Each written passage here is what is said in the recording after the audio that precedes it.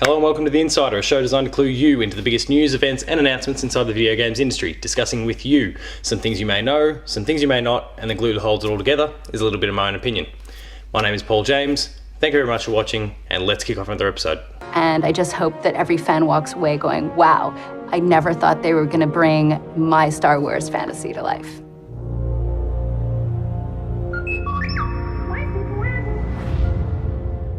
So Wednesday morning, Australian time, it came to light that EA had pulled the plug on Visceral Games and, in doing so, the Star Wars project that they were working on. The news kind of took off very quickly throughout the course of the industry, and in this week's episode I'm going to break down everything you need to know about Visceral Games, the Star Wars project, the future of it, and what this means for EA.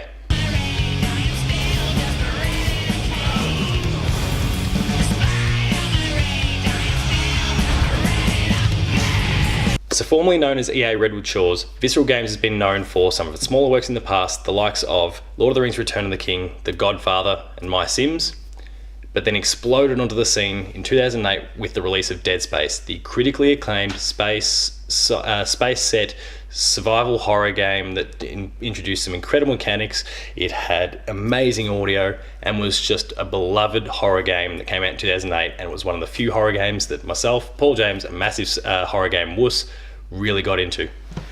That was then followed by Dead Space 2, a game that in my eyes was even better. Dante's Inferno, a God of War style action hack and slash game that was again fairly well received, if not it was a little bit derivative.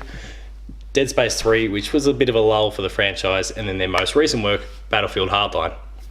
They were on task working on an upcoming Star Wars game that was single player, linear, very Uncharted-like, so surprise, surprise, Amy Hennig, former Uncharted writer, was working on it. Todd Stashwick and a few others were all on the project, and in recent days, that is no longer the case. So let's continue. Twinkle, twinkle, all the night. Then the traveler in the dark thanks you for your little spark. He could not see which way to go if you did not twinkle.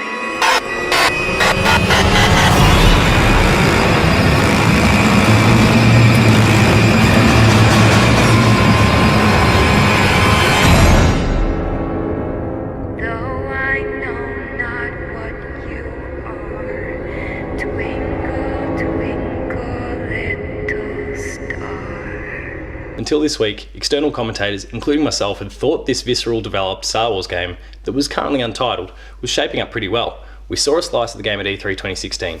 Amy Hennig was working on it, Todd Stashwick was working on it. There was an incredible studio in Visceral Games working on it. It was this single player, story-driven narrative that people were really, really hyped for. It's what has made us love Amy Hennig's work like Uncharted and so much in the past.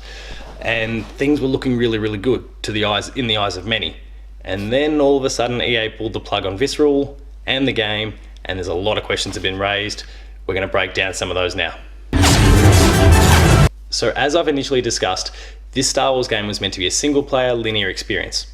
What was revealed courtesy of Patrick Soderlund, who was one of the heads of EA, via a blog post, was that that's no longer going to be the case, in favour of, and I quote, this Star Wars game becoming a broader experience that allows for more variety and player agency.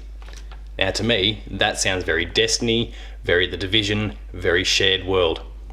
Not necessarily a bad thing, but it's something that EA is clearly looking to capitalise on, given the success of those other franchises for other publishers. It's interesting to note that they already do have one game in development. You've already heard me talk about Anthem, the new project from BioWare, and that's looking pretty cool. So it seems like EA is keen to double dip on that particular popularity of the genre at the moment, and why not throw the Star Wars name behind it? Initially projected for a fiscal 2019 release, this new Star Wars game no longer has a release date, courtesy of what Patrick specified inside that blog post. Our goal has always been not to just sort of make a game that is set in the Star Wars universe, but to really tell an authentic Star Wars story. And that's actually a hugely different thing. How do you ground the new and unfamiliar in the familiar? You need the guidance of someone like Doug Chiang to show you the way. So where does this leave the team at Visceral? Well, the video games industry can be a fickle business. There's a lot of negativity out there. There's more bad than good, it seems, most of the time. But in this particular case, and if my Twitter feed was anything to go by, in the days and hours immediately following the announcement, the video game industry is coming out in massive support of the Visceral team, with a lot of internal EA studios and external studios related to different publishers all expressing their support for those who've been laid off and have already specified the numerous number of available jobs there, encouraging Visceral employees to apply. And that is fantastic news. What is still intriguing is the fact that we don't know necessarily what the fate of Amy Hennig, Todd Stashwick, and the story of the game is actually headed. The game is heading up to EA Vancouver. They're going to be doing a lot of work on it. Does the story remain the same? Does it have to get a major overhaul given the change in the way the game is to be played? That requires a totally different method of storytelling. Will they be able to adapt? There's a lot of questions that need to be answered about this, and at this particular point in time we haven't heard anything from the horse's mouth, but give it time, I'm sure we'll hear more from Amy, Todd and EA in the coming days and weeks. One of the great joys of working with Amy is she is like a film director in many ways, because she is telling her story and I'm helping to realize her world.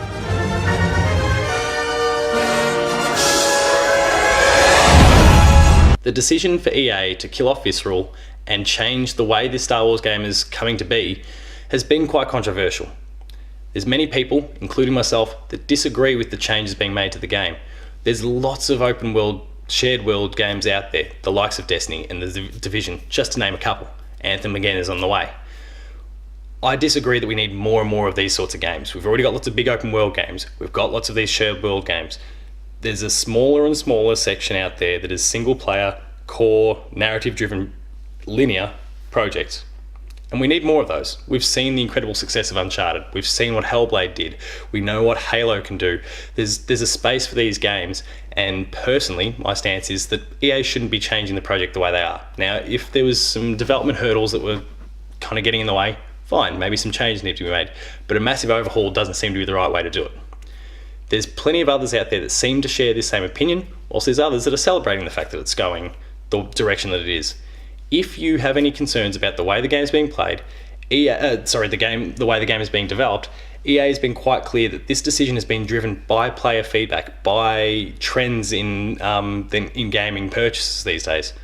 If you are worried that this is not the project for you, if they're going in a way that doesn't suit your interests, be sure to raise your opinion.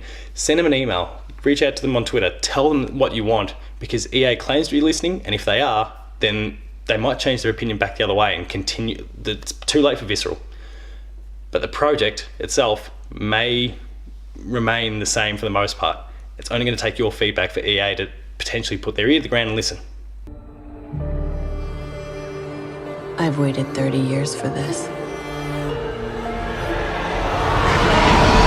So that ends another episode of The Insider. Please make sure to like, share and subscribe, hitting the buttons down below, where you can catch up with weekly episodes of The Insider, Patched, the Video Games Club, there's weekly Player 2 plays, and a whole heap more that can only be found at our YouTube channel.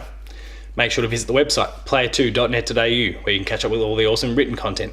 We are, of course, at the busiest time of the year now. There's South Park that's come out, there's Middle-earth that's come out, we've got Mario that's days away, Assassin's Creed, PAX is next week. There's a whole bunch that's all coming at this busiest time of the year, which means there's going to be a ton of content on the site, exclusive pieces that can only be found there, as well as reviews and a whole bunch more. Please make sure to bookmark it and check it out. If there's anything more that you want to keep up with, be it rolling updates from the site, myself, you can make sure to catch the website on Twitter at Player2AU. You can catch me at PaulJamesP2AU. And again, thank you very much for watching. I'll see you next time.